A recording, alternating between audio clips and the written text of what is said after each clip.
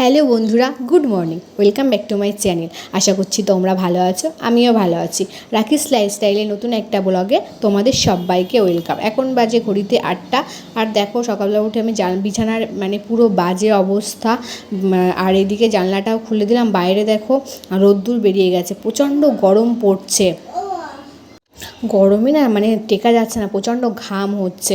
এদিকে দেখো of camera আমি বিছানাটাকে পরিপাটি করে গুছিয়ে নিয়েছি সুন্দর করে, কিন্তু কতক্ষণ থাকবে জানি না, ছেলে আবার সেই অগোছালো করে দেয়।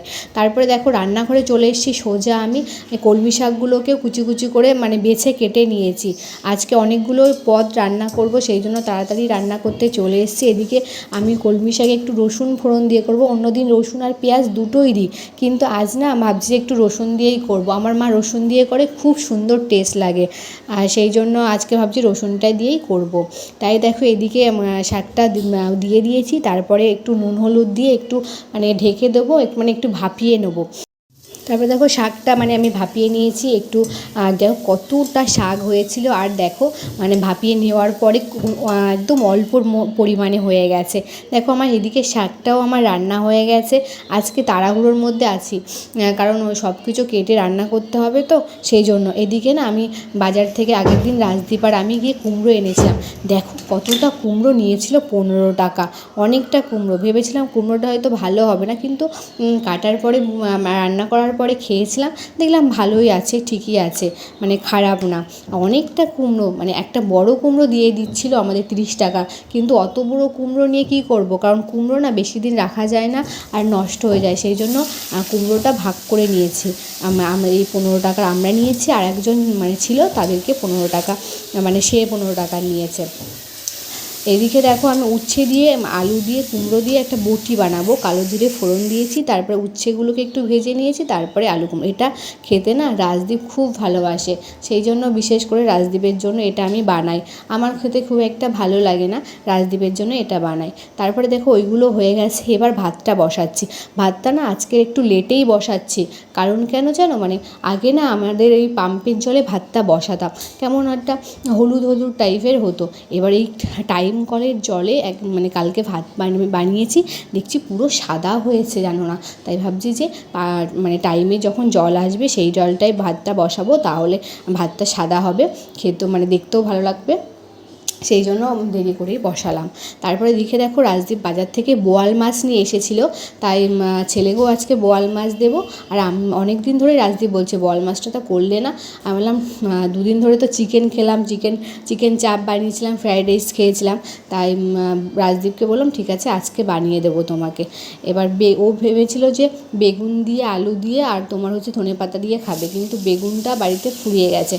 এবার সেই জন্য ভাবছি শুধু আলু দিয়ে, ওই মশলা দিয়ে, ধনেপাতা দিয়ে ওকে বানিয়ে দেবো। তাই দেখো বোয়াল মাছ তো প্রচণ্ড ফাটে, জানো না। আমি তো আগে ভাজতেই পারতাম না। রাজদীপ আগে বাড়িতে ছিল, ওই আগে আমাকে মাছটা ভেজে দিত, কিন্তু এখন তো ওকে ও বাড়িতেই থাকে না, অফিসে যেতে হয়, সেই জন্য মাছটা এখন আমাকেই ভাজতে হয়। দেখো ঢেকে দিয়েছি, ভয়ে ভয়ে দূর থেকে মাছগুলোকে দিয়ে পালিয়েছি ঢেকে। তারপরে এদিকে দেখো আলুটা ছুলে নিচ্ছি, কারণ মাছে তো আলু দেবো। একদম আলু না দিয়েও তোমার ওই যে মাছের কালিয়া টাইপের করলেও খুব ভালো লাগে বোয়াল মাছটা। আগে আমার বোয়াল মাছটা খেতে ভালো লাগতো না, কিন্তু এখন বোয়াল মাছটা খেতে ভালো লাগে। এই পর্যন্ত যে বন্ধুরা আমার ব্লগটা দেখছো, যদি ভালো লাগে প্লিজ সাবস্ক্রাইব করে আমার পাশে থাকো, আর ভিডিওটা তোমরা কন্টিনিউ দেখতে থাকো।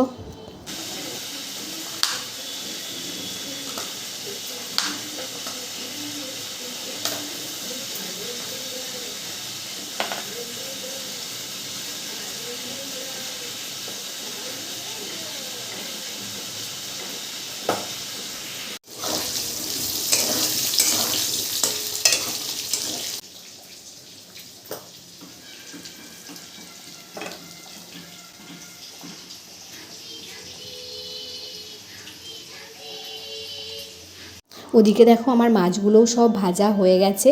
আলুগুলোকে ভেজে মশলাটা দিয়ে দিয়েছি। মশলাটা তোমার ওই আদা, রসুন, পেঁয়াজ, টমেটো, একটু জিরে সব দিয়ে দিয়েছি। এবার আলুটা ভেজে মশলাটা আমি দিয়ে দিয়েছি। তারপরে দেখো নুন হলুদ দিয়ে মানে ভালো করে একটু কষে নেবো। আলুটা দিয়ে কষছি কারণ আলুটা তো মানে সেদ্ধ হবে না, সেই জন্য আলুটা দিয়েই আমি ভালোভাবে কষে নিচ্ছি। দেখো তেলটাও প্রায় ছেড়ে এসছে, আর আমি কাশ্মীরি লঙ্কাও দিয়ে দিয়েছি। আর এটা না খুব টেস্ট হয়েছিল খেতে। একটু ভালো করে কষিয়ে নেবো। সব কিছুতে মানে সব রান্নায় মেন ব্যাপার হচ্ছে কষানো। যদি তুমি ভালোভাবে কষাও তাহলে মানে তরকারির টেস্টটা আরও বেড়ে যায়। এদিকে দেখো কষানো আমার হয়ে গেছে, তারপরে আমি জল দিয়ে দিচ্ছি।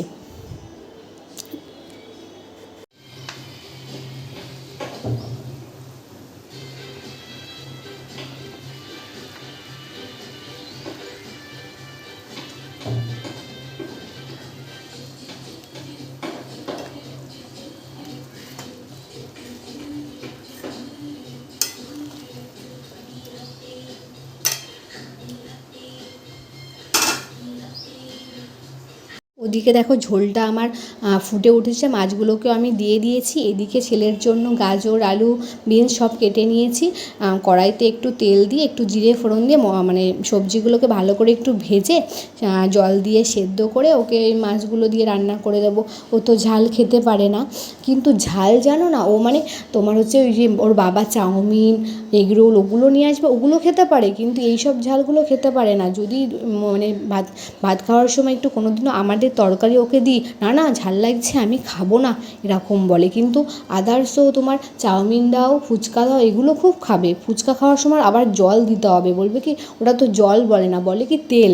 ফুচকার সঙ্গে বলে আমাকে তেল দাও, যেমন আর ফুচকা মানে দুটো তিনটে খেয়ে নেবে, এত ভালোবাসে। তারপরে দেখো ধনেপাতা দিয়ে দিয়েছি ওপর থেকে, আর আমার তরকারিটাও হয়ে গেছে পুরো, মানে দেখতে দেখেছো দেখতে যেমন সুন্দর হয়েছে, তেলটা একটু বেশি হয়ে গেছে, খেতেও তেমন দারুণ হয়েছিল। রাজদীপ, আমি ওকে জিজ্ঞাসা করছি কেমন হয়েছে খেতে, ও মজা মানে বলছে ইয়ার্কি করে, ভালো হয়নি, তুমি কি রান্না করতে পারো, একদম ভালো হয়নি। আমি হ্যাঁ তুমি অন্য একটা বউকে নিয়ে এসে রান্না করাও, এরকম করে মজা করি আমরা। এদিকে দেখো ছেলের রান্নাটাও আমার হয়ে গেছে, নামিয়ে নিয়েছি। এই যে আমি ভয়েস ওভারটা দিচ্ছি আর ছেলে উকি মানে দরজার পাশ দিয়ে উকি মেরে মেরে আমাকে দেখছে, এত দুষ্টু। আর জানো আমি যখন কথা বলি তখন বলবে hello guys welcome back to my channel, তোমাদের একদিন শোনাবো হ্যাঁ ও কেমন করে বলে, এত দুষ্টু হয়েছে আমার। আচ্ছা আচ্ছা নামবি, গেট খুলবি না, ওখানে দাঁড়া, নিচে নাম নিচে নাম, নিচে নেমে দাঁড়া, নিচে নেমে দাঁড়া।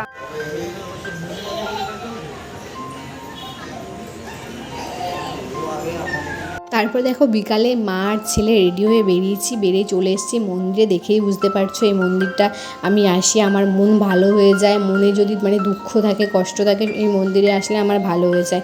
এখনও পুজো স্টার্ট হয়নি, আজকে দেরি করে এসেছি, এখন 6:30 মতো বাজে, এখনই পুজো স্টার্ট হবে। রাজদীপ বললো যে ঠিক আছে তুমি ওখানে থেকো, আমি তোমাকে নিয়ে আসবো অফিস থেকে, ও তাড়াতাড়ি বললো চলে আসবে। তাই দেখো একটু মানে বসে আছি, পুজোটাও মানে হয়ে গেছে। এদিকে বাড়িও চলে এসেছি, ছেলেকে আইসক্রিম কিনে দিয়েছিলাম, দেখো আইসক্রিম খেয়ে মুখের অবস্থাটা কি করেছে। আইসক্রিম এত ভালোবাসে, ওর কাছে যদি একটু আইসক্রিম চাওয়া হয় তাও দেবে না। আমার ছেলেটা এত আইসক্রিম খেতে ভালোবাসে কি বলবো, খুব ভালোবাসে। দেখো আইসক্রিম মুখের অবস্থা পুরো কেক মনে হচ্ছে চকলেট খেয়েছে।